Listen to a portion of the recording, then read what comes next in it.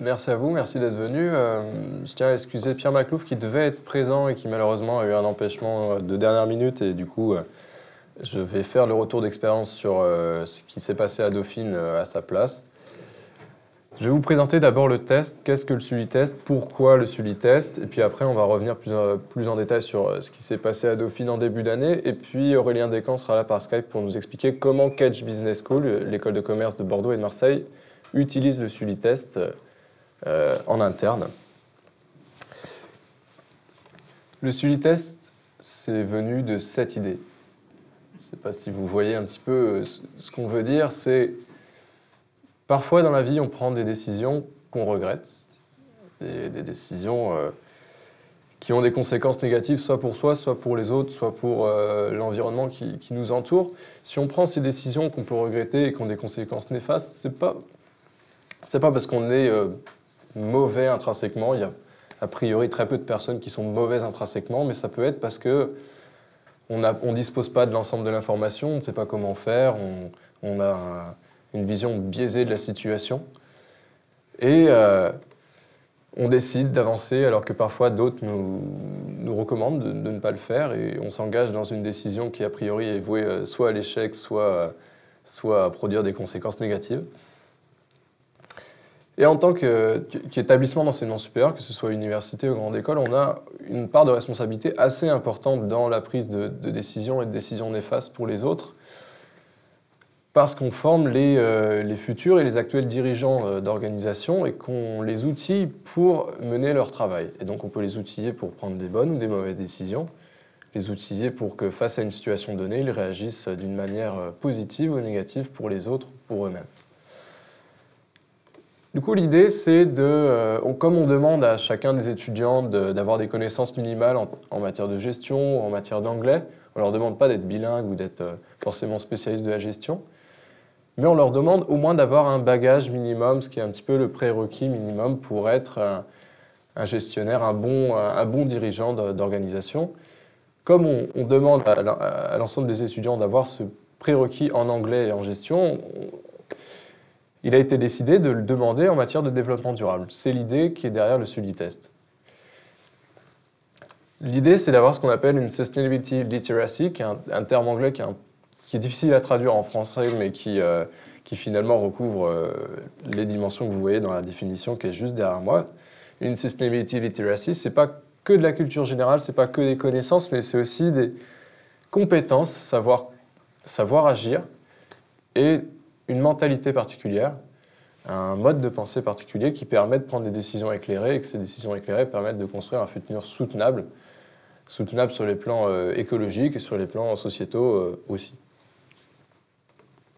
Le Sully-test, concrètement, c'est un QCM en ligne, c'est un test qu'on fait par Internet sur une plateforme dédiée qui s'appelle sullytest.org.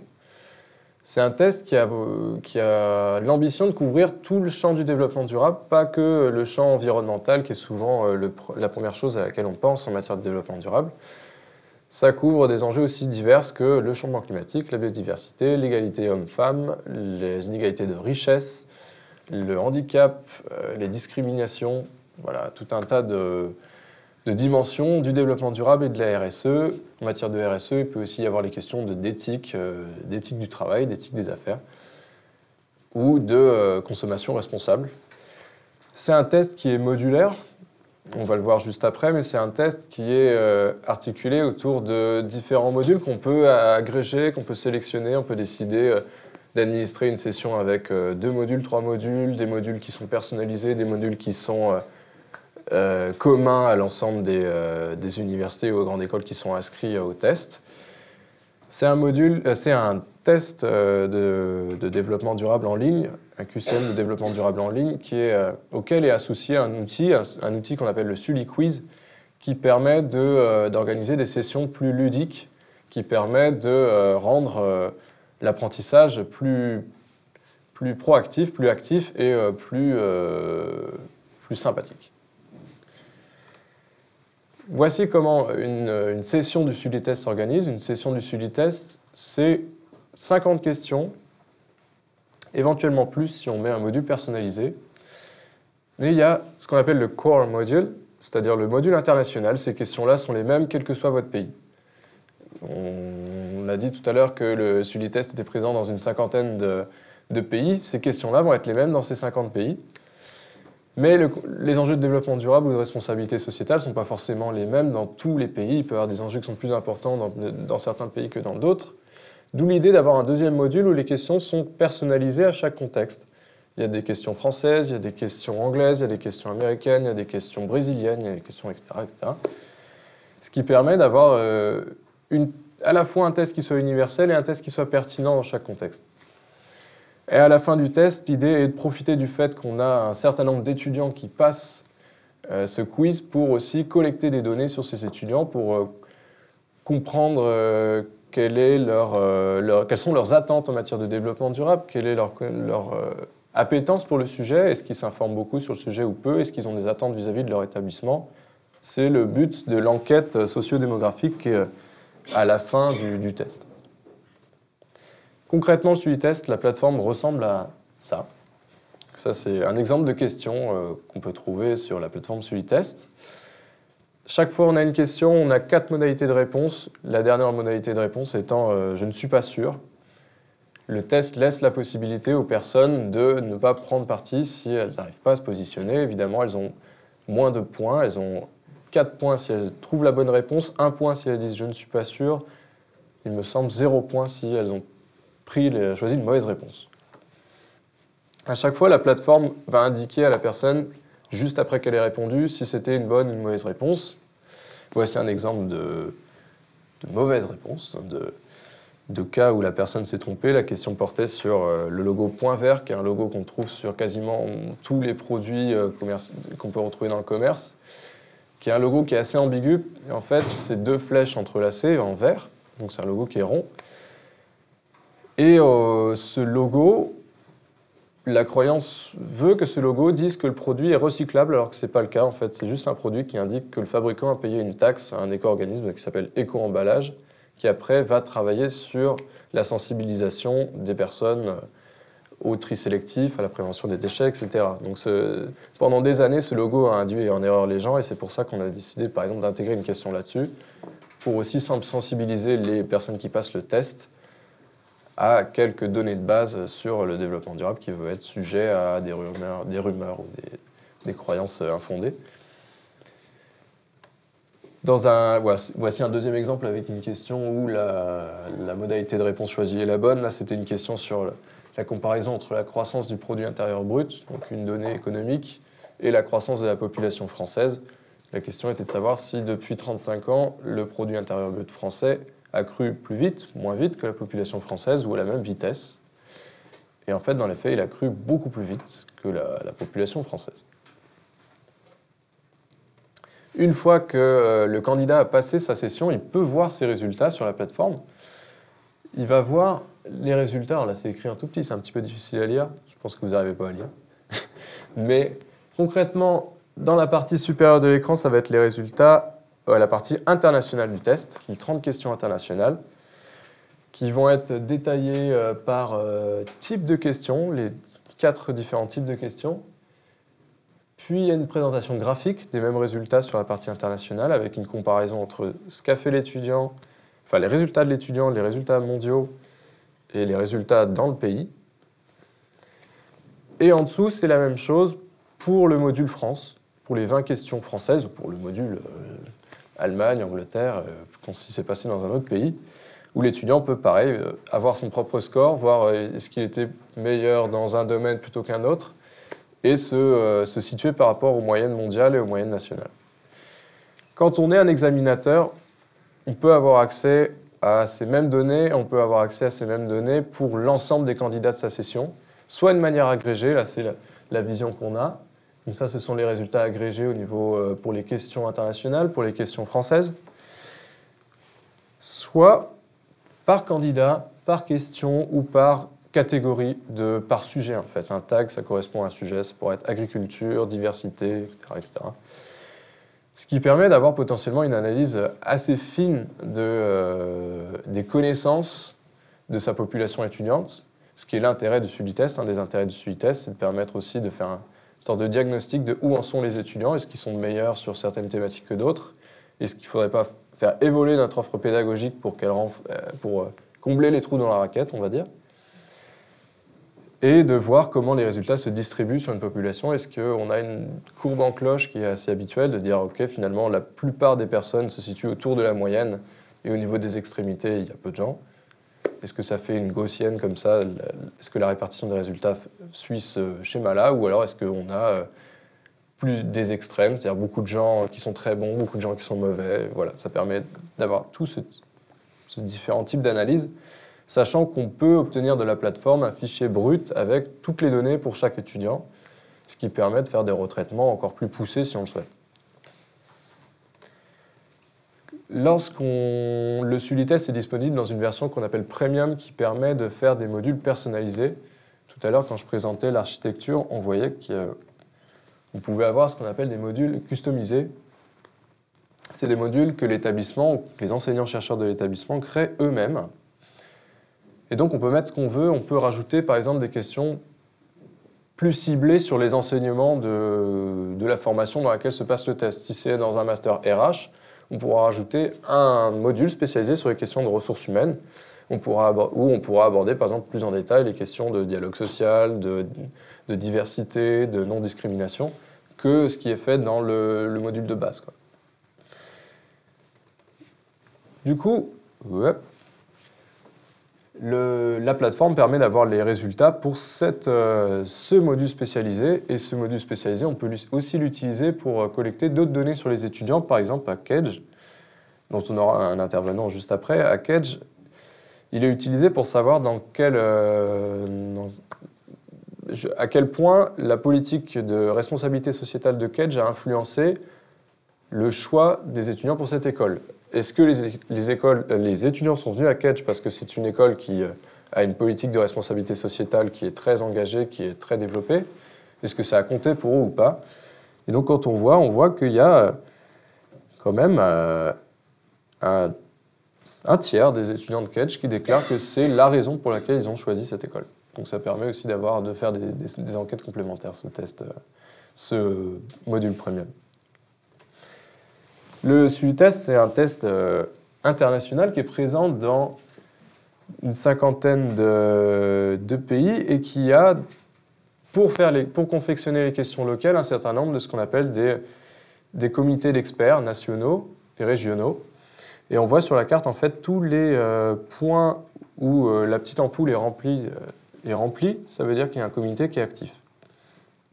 Et les autres, ce sont des comités qui sont soit en train de se créer, soit qui sont en train de mettre à jour les questions du test. Le test est disponible en 6 ou 7 langues actuellement, en anglais, en français, bientôt en chinois, et en italien, etc., etc. Vous pouvez bien sûr aller voir sur la plateforme l'ensemble des langues dans lesquelles le test est disponible.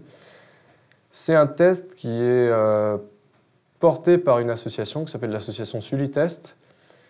Et pour assurer la robustesse du test et l'intérêt des questions qui sont posées, il y a un comité scientifique qui évalue les questions et qui valide les questions. Et dans ce comité scientifique, on retrouve un certain nombre d'experts, notamment qui viennent de plusieurs agences onusiennes. Une personne qui vient de l'UNESCO, une personne qui vient de l'UNEP, qui est le programme environnemental des Nations Unies, une personne qui vient du PNUD, qui est le programme des Nations Unies pour le développement. On a aussi des accréditeurs qui sont dans le comité scientifique, EQUI, CSB, donc un certain nombre d'acteurs de l'enseignement supérieur et de la recherche qui reconnaissent l'intérêt de ce test, qui le soutiennent et qui vérifient la robustesse des questions qui sont posées finalement. Et dans chaque pays, vous avez les principaux acteurs de l'enseignement supérieur qui sont présents dans le comité national. En France, typiquement, c'est la conférence des présidents d'université et la conférence des grandes écoles et le REFED, qui est le réseau étudiant sur les questions de développement durable, qui porte le comité national France. Actuellement, on a environ 600. C'est des chiffres qui ne sont pas totalement à jour, mais là, on a dû atteindre les 600. Si vous voulez les derniers chiffres, ils sont disponibles sur le site sulitest.org. Environ 600 universités et entreprises qui passent le test, qui font passer le test à leurs étudiants ou à leurs salariés dans une cinquantaine de pays, et ça concerne finalement 60 000 personnes pour l'instant. On en est au début, c'est un test qui a été créé en 2014, la dernière version est sortie en 2016, et c'est un test qui a déjà un certain nombre de reconnaissances au niveau national et international, déjà parce qu'il y a plusieurs agences des Nations Unies qui sont dedans, que les accréditeurs le reconnaissent, mais aussi qu'il est considéré comme un outil pour mesurer et suivre la mise en œuvre de ce qu'on appelle les objectifs de développement durable, qui sont le nouvel agenda international en matière de politique de développement, qui succède aux objectifs du millénaire, et donc qui sont sur les 15 années à venir, les 17 objectifs de développement durable sont la feuille de route que l'ensemble des pays des Nations Unies se sont engagés à suivre pour contribuer à une société plus responsable et plus soutenable. Dedans, c'est aussi varié que les thématiques du test, finalement. Dans les objectifs de développement durable, ça peut être l'éradication de la faim, la diversité homme-femme, l'accès à l'eau, l'accès à l'éducation, la lutte contre les inégalités salariales, la promotion du travail décent, etc. etc. C'est toutes les dimensions du développement durable qui sont mobilisées ici. Et au niveau français, c'est un test qui a été cité au moment de la conférence environnementale 2016. La conférence environnementale, c'était un grand exercice de co-construction des politiques publiques en matière environnementale où chaque année, le gouvernement français réunissait l'ensemble des parties prenantes, patronat, syndicats, associations environnementales, acteurs de l'enseignement supérieur, acteurs de la société civile, durant un temps donné de 2 jours pour faire le point sur la politique gouvernementale et co-construire certaines politiques. Et c'était un moment aussi où un certain nombre de bonnes pratiques étaient remontées, et le Sulitest a été remonté comme une des bonnes pratiques à ce moment donné. Le Sulitest, c'est un outil qui est assez modulable, polyvalent. Il est destiné à tout type d'organisation, les universités, les entreprises, les associations, les réseaux, les associations professionnelles, les associations de tout type. Il a pour but à la fois de sensibiliser et d'évaluer. Il y a plusieurs modes de passation du Sulitest, et des modes de passation permettent simplement de sensibiliser, où finalement la note n'est pas un objectif en soi, mais un moyen de transmettre des connaissances. Et aussi, le Sulitest peut être un outil pour sanctionner l'atteinte d'un certain niveau de résultats, enfin d'un certain niveau de connaissances. À travers les résultats du Sulitest, on peut communiquer sur l'engagement d'une organisation en disant voilà, nous sommes une organisation engagée et nous avons évalué le niveau de nos membres, de nos étudiants, de nos salariés sur les questions de développement durable. Nous avons pu identifier les domaines où ils étaient bons, les domaines où ils étaient moins bons, et nous avons mis en place par exemple une politique de formation pour combler les manques, où nous avons fait évoluer nos maquettes pédagogiques pour renforcer les points où ils étaient finalement plutôt faibles. Et c'est un autre intérêt de l'outil qui est une corollaire à celui-là, c'est qu'on peut collecter un certain nombre de données hyper intéressantes pour comprendre où en sont les étudiants sur ces questions-là. C'est un test qui est en plein développement, le Sulitest, qui est récent, comme je le disais, qui date de 2014. Et pour 2030, pour la fin de l'agenda objectif de développement durable, l'ambition, c'est que ça devienne un test de référence, comme peut l'être le TOEFL ou le TOEIC en matière de connaissances en anglais, que ce soit un prérequis pour que les étudiants se disent il me faut le Sulitest pour aller voir des recruteurs, et que les recruteurs se disent tiens, il a fait le Sulitest, c'est un vrai différenciant sur les CV, et je vais prendre lui plutôt que quelqu'un d'autre à compétences égales, parce que j'ai une garantie d'un certain niveau de connaissances et de compétences et d'état d'esprit en matière de développement durable qui est nécessaire pour mon entreprise. Pour que ça devienne quelque chose de référence, il va falloir qu'on ait plus de monde qui le passe qu'actuellement, et donc l'objectif c'est d'atteindre 1 million de tests par an, 1 million de tests par an, ça peut sembler énorme, mais finalement, le test est présent dans une cinquantaine de pays, donc c'est pas si impossible. Et un enjeu aussi, c'est que le test est robuste, mais repose sur un modèle économique qui, pour l'instant, est en construction, qui repose beaucoup sur l'engagement de quelques acteurs, du bénévolat, du mécénat de compétences. Et l'idée est de développer un modèle économique viable autour du test pour qu'il puisse être autosuffisant et autofinancé. Et c'est en partie une des pistes de réflexion étant la vente de l'accès premium, la possibilité de confectionner ses propres modules pour donner un modèle économique au test. Une autre piste de réflexion étant la délivrance de certificats, de résultats certifiés, qui permettraient de financer le test. Une autre piste de développement est de redescendre, on va dire, dans le système d'enseignement, c'est-à-dire d'aller aussi vers le secondaire et le primaire, que le SULI-test soit passé, par exemple, en fin de lycée ou en fin d'école primaire. Peut-être sur le mode des tests PISA, par exemple. Ce sont des pistes de réflexion pour le futur, quoi. Concrètement, voilà, le SULI-test, c'est deux éléments. Voilà, ce qu'on appelle le SULI-quiz, qui est l'outil ludique qui permet de faire passer en direct, en équipe, le test et qui permet de faire une sensibilisation de masse. Et le test à proprement parler, qui permet de sensibiliser et d'évaluer tout type de personnes, des étudiants, des professionnels sur la question. Voilà, ça c'était une présentation générale du SULI-test. Je ne sais pas si vous avez des questions, besoin de précision ou pas, ou si je passe directement au retour d'expérience sur ce qui s'est fait à Dauphine. Juste sur les 30 questions qu'on a dans le test, est-ce qu'elles ce sont toujours les mêmes ou c'est tiré dans une grosse base de questions C'est tiré dans une base, oui, effectivement. C'est un point important que je n'ai pas précisé, c'est que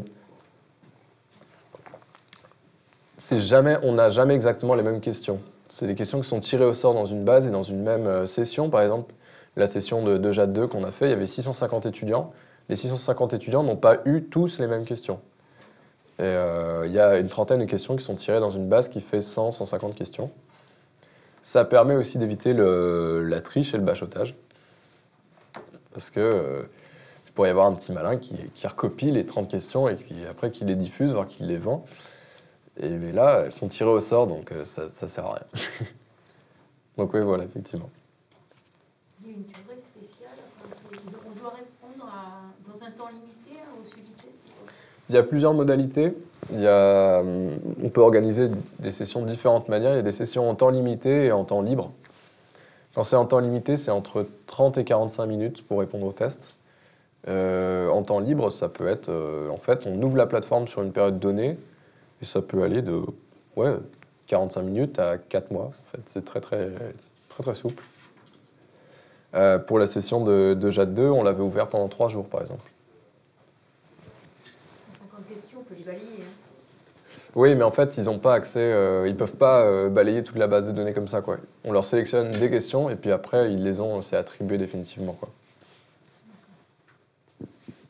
Est-ce que ça pourrait être un dispositif mis en place à Dauphine pour le personnel, pour l'ensemble? Oui. Oui, complètement. Je ne sais pas si Aurélien Decamp en parlera tout à l'heure, mais à Kedge, ça a été fait, par exemple, au niveau du personnel, ouais. Et en entreprise, c'est typiquement l'objectif, c'est qu'une direction des ressources humaines fasse passer le test aux salariés, peut-être de manière anonymisée, ce qui est possible avec la plateforme, pour évaluer les besoins de formation. Ouais. Est-ce que les questions sont obligatoirement en français, non. Si c'est en France, et mélanger des langues différentes dans un test?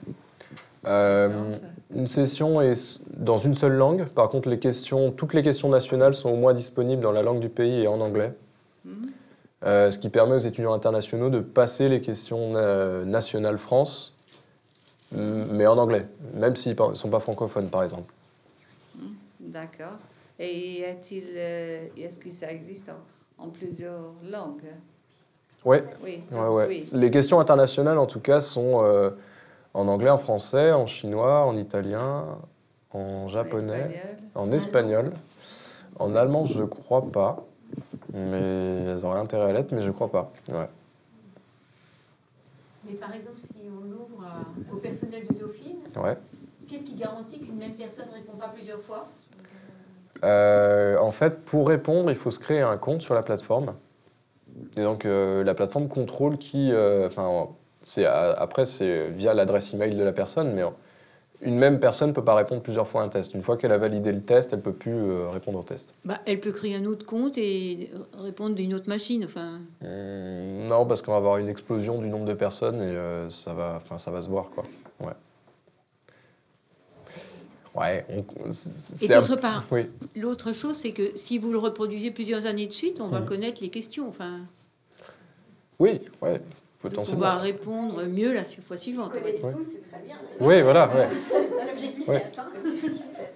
S'ils mémorisent les questions d'une année sur l'autre, l'objectif est atteint. Enfin, Ouais, de toute Ouais. façon, entre questionnaire et pratique. voilà, il y a ça aussi. Merci. Je vous propose qu'on passe au retour d'expérience sur Dauphine.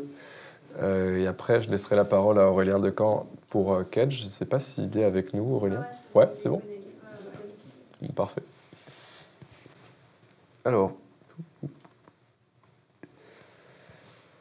avant de vous présenter les résultats de la session, je vais vous donner quelques éléments sur le contexte dans lequel elle s'est déroulée. Dauphine, depuis 2014, a décidé de structurer sa démarche de responsabilité sociétale de l'université. Auparavant, il y avait des acteurs qui agissaient de manière isolée, sans coordination globale, et à partir de 2014, l'université a souhaité donner une cohérence globale à l'action de l'ensemble de ces acteurs pour qu'ils aient plus de poids et pour qu'ils puissent agir plus en profondeur finalement.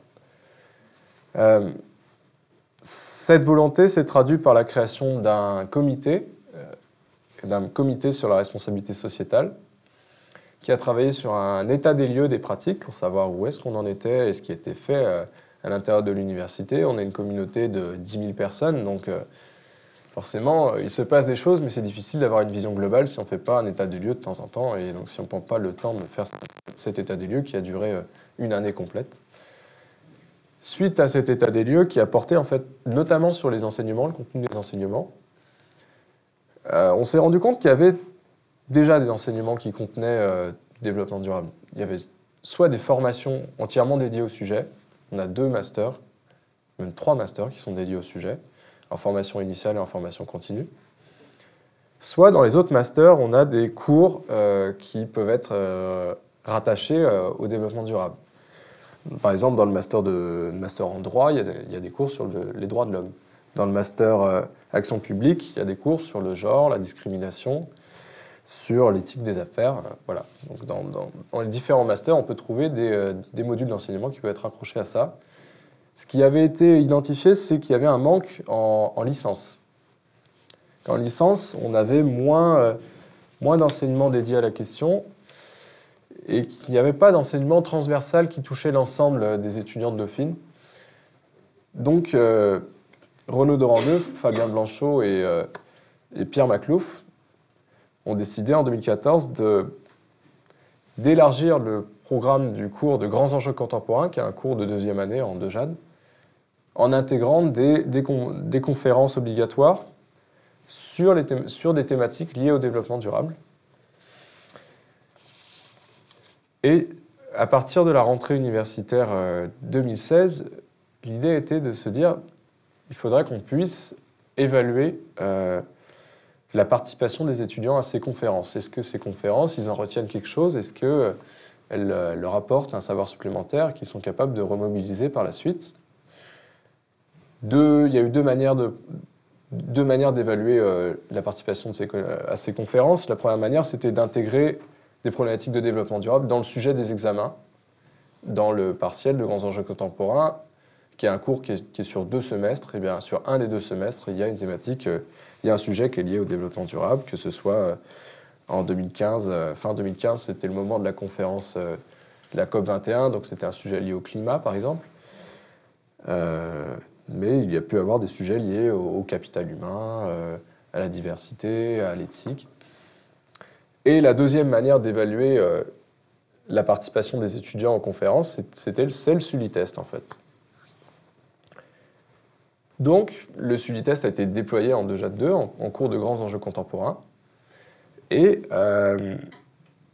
pour que cet exercice ait un intérêt le plus grand possible, d'abord, le test a été un petit peu décortiqué par Pierre Machlouff, qui a expliqué quelle était ce qu'il appelle l'intelligence du test, ce que cherche à tester le test, si on veut.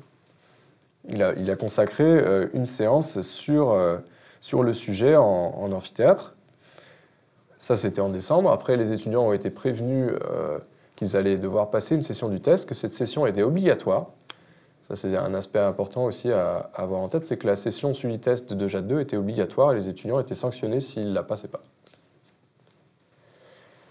Cette session a eu lieu début février, du 8 au 11 février, sur une période de 3 jours. Et j'ai travaillé avec Pierre Machlouff là-dessus. Moi, je m'occupais de la partie administration technique de la plateforme et Pierre Machlouff s'occupait de la partie pédagogique et relation avec les étudiants d'un point de vue enseignement. Sur 650 personnes, on n'a pas 650 personnes qui ont passé le test, mais c'est inhérent à tout exercice.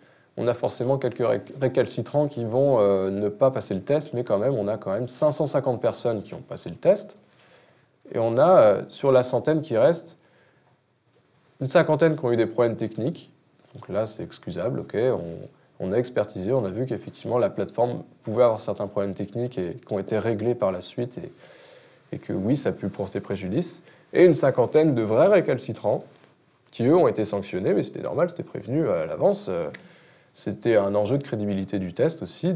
Comme c'était une première, il y avait un enjeu d'être crédible et de faire comprendre aux étudiants que c'était un truc sérieux, le test, en fait. C'était pas pour déconner. Globalement, ce qui se dégage de cette expérience, c'est que les étudiants ont apprécié le test, qu'ils l'ont pris au sérieux, que ça leur a apporté un surplus de connaissances, enfin des connaissances supplémentaires, et que c'est une bonne expérimentation et que nous avons intérêt à l'étendre plus largement dans d'autres formations à Dauphine. C'est pour ça qu'on souhaite à présent l'étendre en MIDO et au niveau master. Pour l'année prochaine, ce qui est d'ores et déjà prévu, c'est de réitérer l'expérience au niveau de 2JAT2. Peut-être en le faisant, cette année c'était à distance, c'était par Internet, les étudiants le faisaient quand ils voulaient sur une période de 3 jours. Peut-être que cette année ce sera en présentiel, les 650 personnes en simultané dans l'amphithéâtre, ce qui sera peut-être un peu rock'n'roll, ce qui demande un bon Wi-Fi, mais et ouais. Des ordinateurs qui marchent bien avec de la batterie et tout ça. Une autre piste, c'est aussi d'acquérir une version premium du test qui n'est pas si onéreuse que ça. C'est 3 000 € par an pour l'ensemble de l'université et qui après permet d'utiliser le test en version... Enfin, de créer de manière illimitée des modules, ce qui permettrait de mieux le déployer en interne justement en adaptant différentes formations pour avoir des modules spécifiques sur je sais pas, la RH, les SI, le contrôle de gestion, l'achat, etc. Quand on regarde les résultats du test, finalement, ils sont plutôt bons, ça va. Ils ne sont pas exceptionnels, ce sont les moyennes des résultats des étudiants.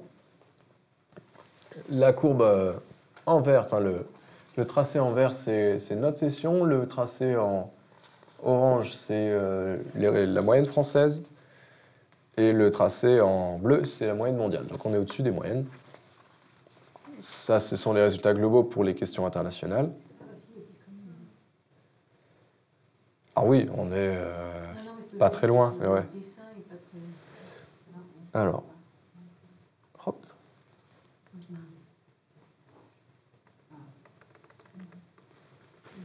Un peu mieux, ouais. Il y a 4 catégories qui correspondent à 4 grands types de questions sur les enjeux écologiques, le rôle que l'individu a joué là-dedans, les enjeux sociétaux, on va dire, et la marche à suivre pour aller vers une société soutenable. À chaque fois, on a la même chose aussi pour les questions France. Je vous épargne les tableaux. la version graphique est plus intéressante, enfin plus facile. On voit ici qu'a priori, les étudiants sont un peu meilleurs dans la connaissance du rôle qu'ils ont à jouer en la matière, et peut-être un peu plus faibles sur les enjeux sociétaux, locaux et globaux. C'est une première piste qui méritera une analyse plus fine avec l'ensemble des questions et l'ensemble des thématiques des questions pour vraiment tirer des conclusions plutôt, mais voilà. Ça, c'était le retour d'expérience sur le Sully-test à Dauphine. Je pense que maintenant, on peut laisser la parole à Aurélien Descamps, sauf si on a...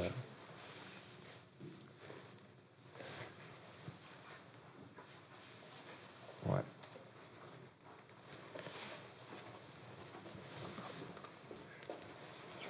Ouais.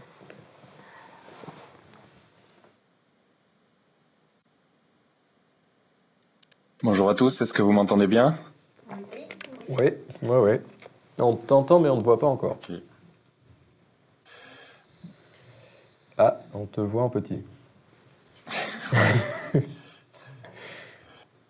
Je vais lancer les autres. Ouais, voilà. Normalement, vous pouvez commencer à partager quelque chose si vous avez. Ok.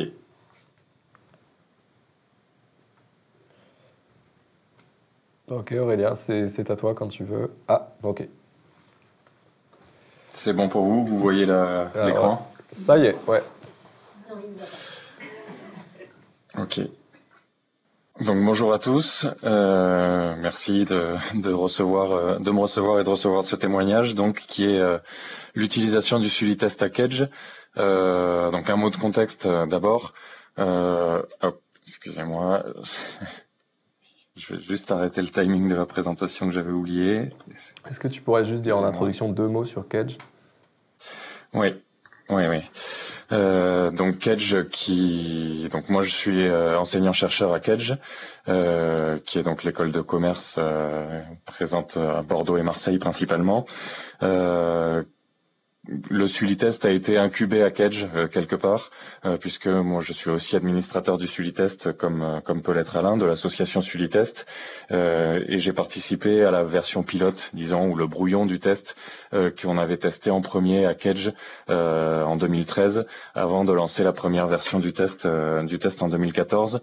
Donc voilà, pour le contexte, il y a un peu d'antériorité dans l'utilisation du Sully-test à Kedge, puisque voilà, la version pilote a été testée pour la première fois à Kedge, et puis on l'utilise vraiment depuis 2014, voilà, dans le cadre de ce qu'on fait à Kedge.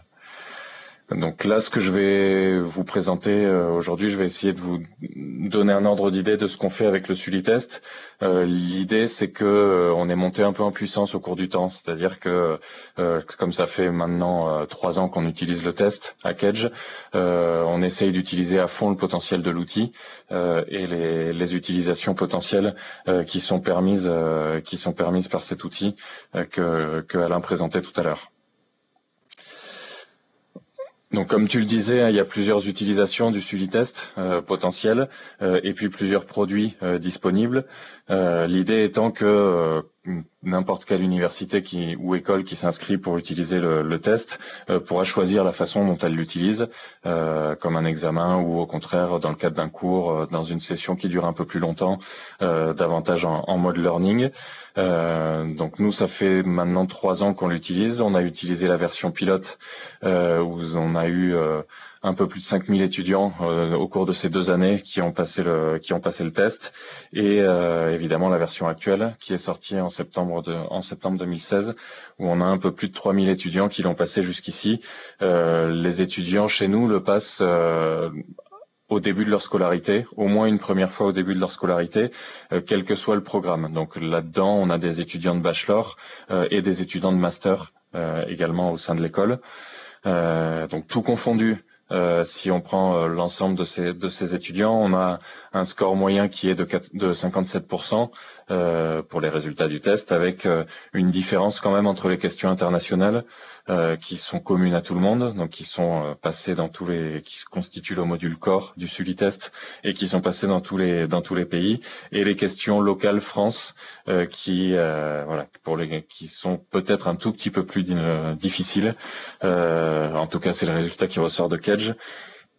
Sachant qu'ici on a une moyenne entre la version pilote et la version actuelle, et pour avoir utilisé un peu l'outil, je trouve que on a adouci un peu le niveau de certaines questions dans la version actuelle en identifiant des questions où on avait été peut-être un peu trop précis dans les chiffres qu'on demandait ou dans le niveau de difficulté de la question au cours de la version pilote. Alors, je vous le disais, l'idée chez nous, c'est d'essayer d'utiliser au maximum le potentiel de l'outil et les différentes utilisations qu'on peut en faire. Évidemment, on n'a pas commencé par ça. L'outil est monté en puissance petit à petit. On était d'abord quelques-uns à pousser l'utilisation du Sulitest comme un outil de sensibilisation, en allant d'abord convaincre la direction et les programmes de se dire qu'effectivement, si on veut mesurer un peu l'impact de nos enseignements, on fait des cours sur le développement durable, on fait de la recherche sur le développement durable. Finalement, comment on peut mesurer l'impact que ça peut avoir sur le niveau de connaissance de nos étudiants? Là, on a un outil qui permet de donner des indicateurs, qui est sûrement pas une mesure parfaite, mais en tout cas qui donne des indicateurs tangibles là-dessus. Donc la première chose qu'on a mis en place, c'est de faire des sessions entrée-sortie, c'est-à-dire qu'on a 2 sessions qui sont obligatoires chez nous, quel que soit le programme. Les étudiants le passent une fois à l'entrée, c'est-à-dire avant le premier cours, au moment des séminaires d'intégration ou des séminaires de rentrée à l'école, et une fois à la sortie, au moment où ils sont diplômés. L'idée étant pour nous, évidemment, d'essayer de mesurer, on espère qu'il y a un écart entre les deux, et de mesurer à la fois une progression qui pourrait venir de son passage à Kedge et des enseignements qui ont été suivis, et puis surtout de repérer les sujets qui sont à peu près maîtrisés et les sujets qui sont un peu plus faibles et sur lesquels il y a une marge de progression, et donc potentiellement peut-être qu'il faudrait adapter la pédagogie puisque visiblement nos étudiants ont des résultats un peu moins importants sur ces sujets-là. Donc le Sulitest ici permet à la fois d'ajouter pour les étudiants de la valeur à leur parcours à Kedge, puisqu'ils disposent de leur score au Sulitest, en plus de leur diplôme de Kedge quand ils sortent de chez nous. Jusqu'ici, le Sulitest était proposé aux étudiants, et puis il commence à faire son chemin dans l'institution. Depuis cette année, on ne demande pas de score minimum au Sulitest pour être diplômé, mais par contre le passage du test est un requis diplômant. Donc, pour être diplômé, les étudiants seront obligés d'avoir passé au moins une fois le Sulitest au cours de leur scolarité. Et puis le deuxième apport, évidemment, c'est d'essayer de récupérer de l'information sur la pédagogie et donc d'adapter potentiellement les enseignements ou les programmes, l'approche qu'on peut avoir par rapport à ces enjeux-là en fonction des résultats de nos étudiants, au Sulitest. Alors, on n'a pas encore beaucoup de recul là-dessus, puisque ça fait donc depuis 2014 qu'on utilise le Sulitest. Donc ceux qui l'ont passé à l'entrée commencent juste à arriver, les premières promos commencent à arriver à la diplomation cette année-là. On n'a pas encore complètement exploité ces résultats-là, mais on va commencer à pouvoir le faire à partir de cette année avec suffisamment de recul temporel. L'idée étant de dire que c'est ce qu'on essaye de développer à l'école et qu'on essaye de pousser à quelques-uns, de dire que le Sulitest est intéressant parce que pour nous en tout cas, il est intéressant à partir du moment où il concerne tout le monde. On peut faire un master spécialisés en développement durable ou sélectionner des étudiants qui vont suivre une chaire ou un cours particulier parce qu'ils ont déjà des appointances avec le développement durable ou une sensibilité liée au développement durable. Si on se limite à une trentaine d'étudiants et que tous les autres étudiants n'entendent jamais parler de développement durable, l'objectif n'est pas atteint. L'intérêt de demander à tout le monde de le passer, c'est que même les étudiants qui ont suivi une spécialisation qui n'est pas forcément directement dans le développement durable, en tout cas en cœur de métier ou en cœur de spécialité, ils ont au moins fait le minimum, ils ont au moins passé le Sulitest pour être acculturés à ces enjeux de développement durable. La deuxième utilisation, c'est dans les cours qu'on le propose aussi. Donc ça n'est pas obligatoire. C'est simplement quelques enseignants aujourd'hui qui ont trouvé ça intéressant d'adapter le Sulitest ou de l'utiliser dans le cadre de leurs enseignements, donc d'un cours en particulier sur la RSE ou sur le développement durable. Et là aussi, voilà, l'université est libre de l'utiliser comme elle veut. Donc ça peut être utilisé comme un test, donc une durée limitée, et puis on s'intéresse aux résultats du test, ou plutôt en mode learning, c'est-à-dire plutôt comme un outil de sensibilisation où voilà, les étudiants ont le temps de le passer. Comme tu l'as dit tout à l'heure, quand tu as montré les aperçus des questions, on peut choisir, l'examinateur peut choisir le fait que les étudiants aient la réponse à chaque question, qu'ils aient un commentaire qui leur explique pourquoi c'est la bonne réponse, qui leur donne la source.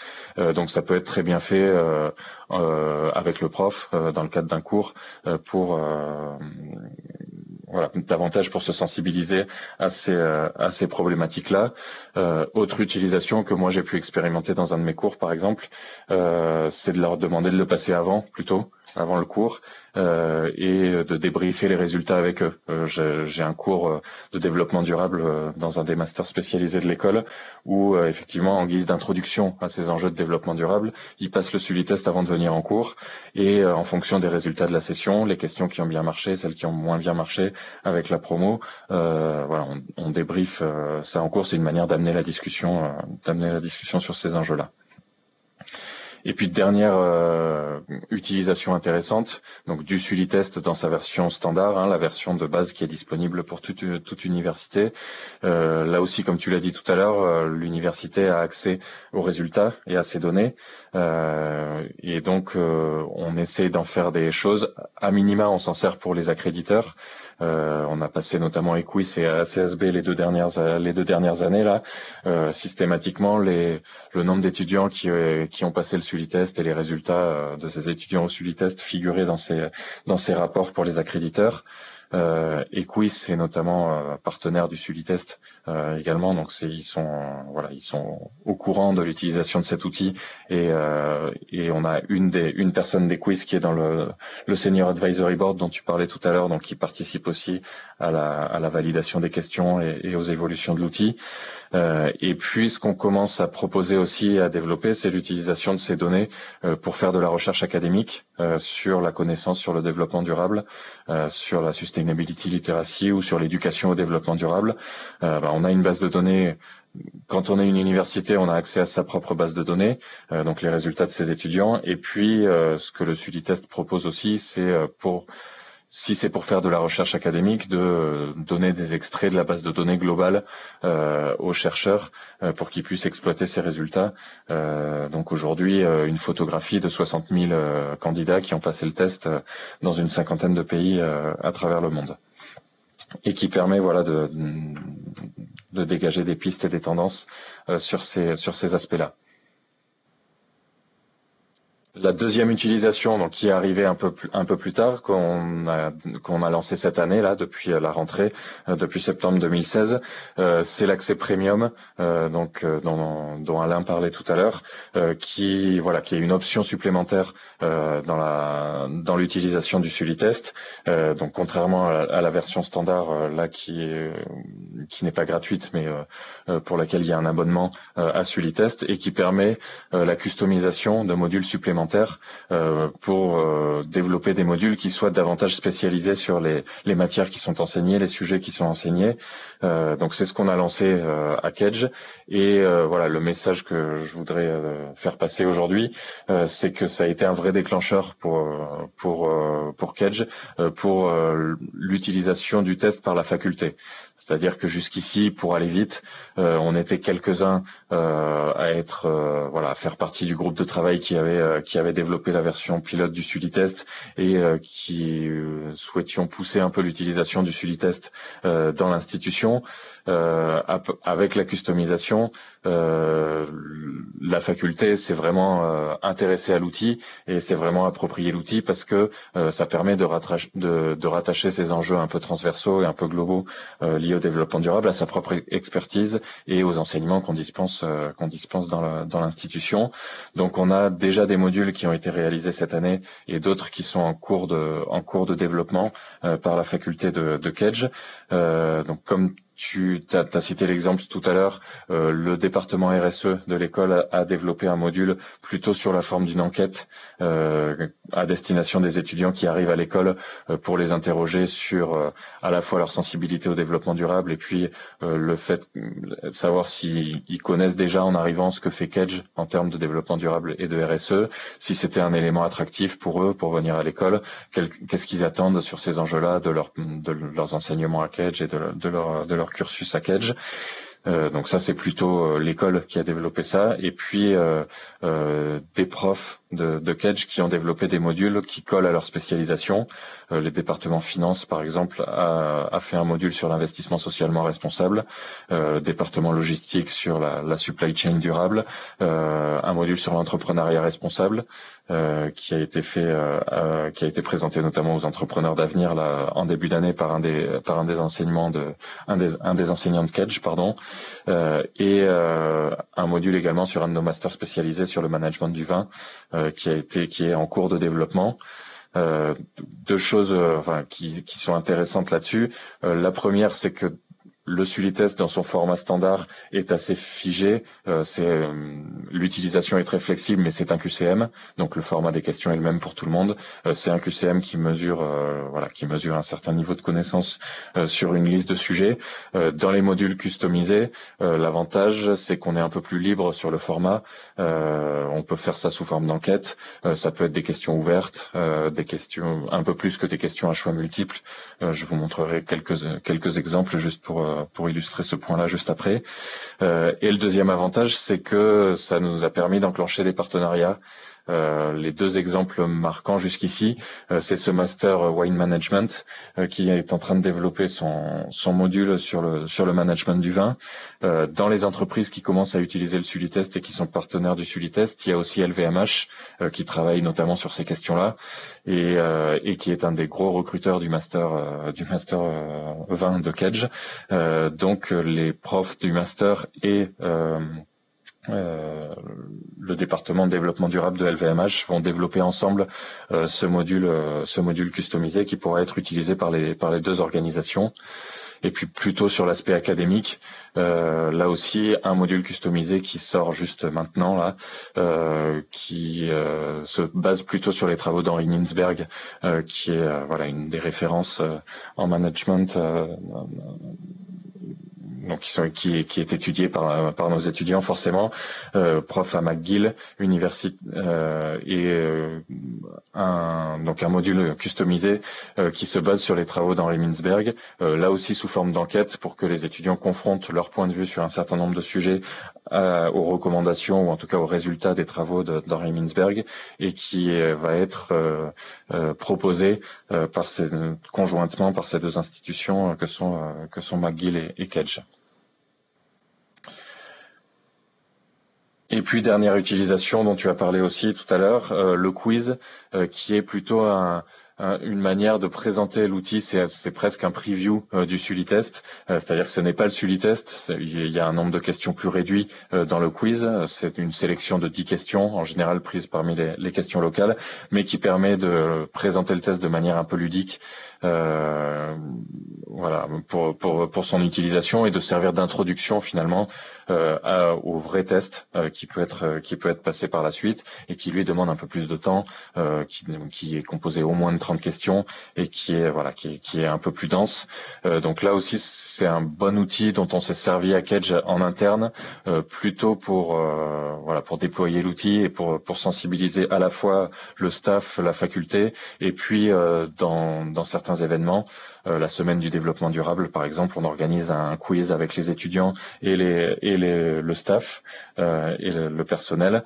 Et puis, on a des référents DD, des référents développement durable dans chacun de nos services qui ont passer le quiz au début de leur engagement en tant que référent développement durable, avant de passer le Sulitest par la suite. Et là aussi, moi-même, je l'ai expérimenté en cours. Voilà, on met les étudiants en équipe, on leur fait passer le quiz. Ça fait une bonne introduction et une application assez ludique et assez interactive en cours. Ça marche plutôt pas mal jusqu'ici pour les quelques cours où j'ai pu l'utiliser. Donc voilà pour la présentation de ce qu'on fait. Simplement pour illustrer un peu l'accès premium et les modules customisés dont je vous parlais tout à l'heure. Donc c'est vraiment des modules qui sont propres à l'organisation.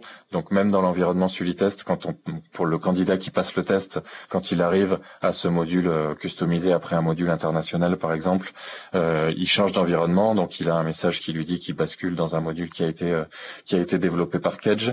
Je vous ai mis simplement un ou deux exemples de questions développées par le département, la direction développement durable, pardon.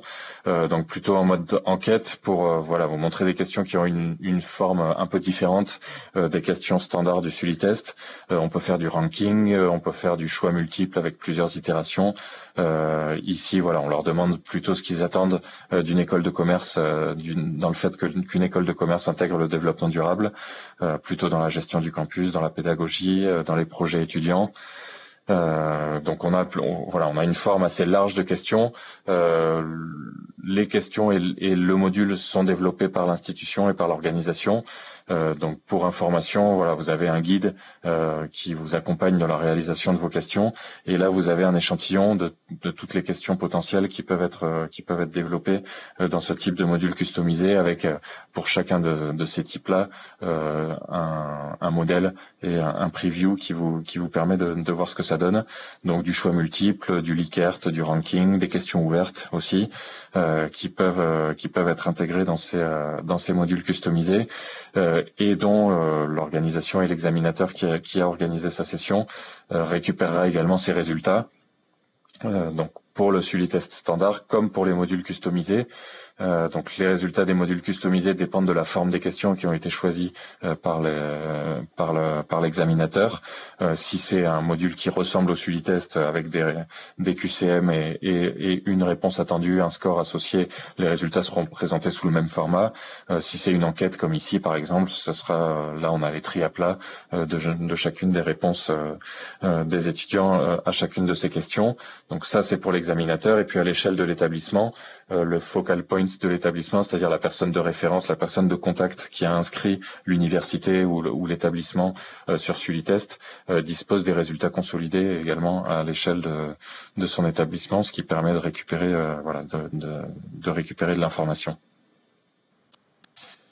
Donc voilà pour ce tour d'horizon de la manière dont nous on l'utilise plutôt à Kedge, et puis évidemment je vais répondre à vos questions si vous en avez là-dessus. Merci Aurélien. Est-ce que vous avez des questions par rapport à la présentation de Kedge, des besoins de précision? Ouais. Vous disiez tout à l'heure que c'était imposé à l'entrée et à la sortie du parcours de l'étudiant pour mesurer la progression. Et pourquoi ne pas le proposer en option facultative, par exemple, qui rapporterait des points en plus pour les inciter davantage à progresser dans ses connaissances? Alors, chez nous, ce qu'on a choisi de faire, c'est de se servir du Sulitest standard comme brique de base, c'est-à-dire qu'on leur demande de le passer sans qu'il y ait de pression sur le score, etc. Et ce qu'on essaye d'impulser, c'est le fait qu'il y ait une progressivité dans l'apprentissage et dans l'expérience du Sulitest pour les étudiants, c'est-à-dire qu'ils savent qu'ils ont passé le premier module, la brique de base, en arrivant à l'école, qui les a interrogés plutôt sur les enjeux globaux. Et puis ensuite, ils vont plutôt, en fonction de leur choix de spécialisation, de leur choix de cours, de leur choix de master, ils vont passer des modules plus spécialisés qui vont soit leur permettre d'avoir des points en plus. À ma connaissance, il n'y a pas de prof qui a mis ça en place encore à Kedge, mais ou en tout cas qui va leur permettre de se positionner par rapport à ces problématiques-là.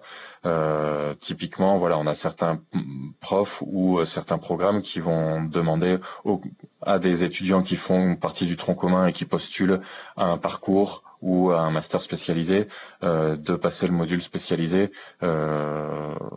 pour se positionner par rapport à ces problématiques-là.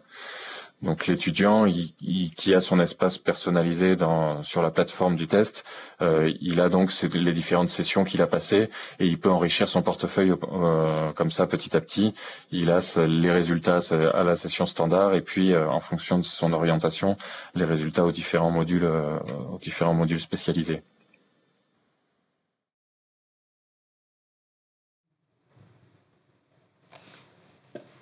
Ok, est-ce que vous avez d'autres questions, d'autres besoins de précision par rapport au test, par rapport à la session de Dauphine, par rapport à ce qui s'est passé à Kedge?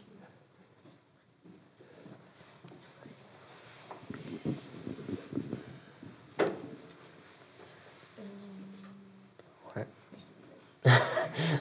Ah.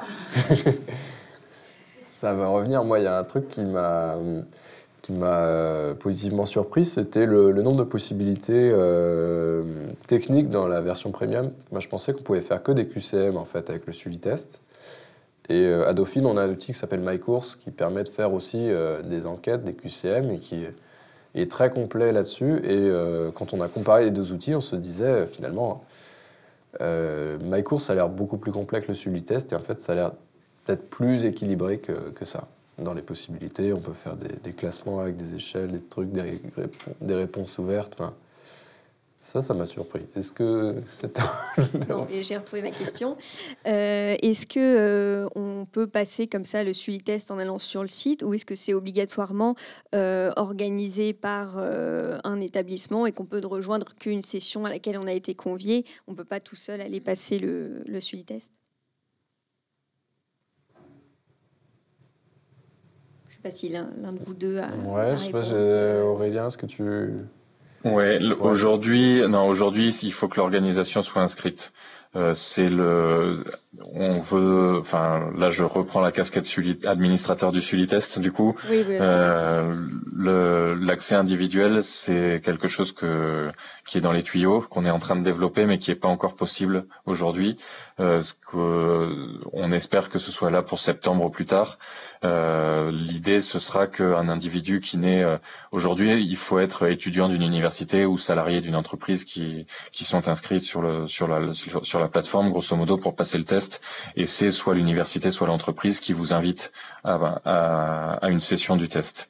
Ce qu'on veut, c'est effectivement mettre en place un accès individuel où n'importe qui pourrait aller sur la plateforme et passer le test. Avec un système de pay what you want où la personne peut le passer soit gratuitement, soit pour le prix qu'elle choisira pour passer le SuliTest et donc avoir accès à ses résultats propres. D'accord, merci.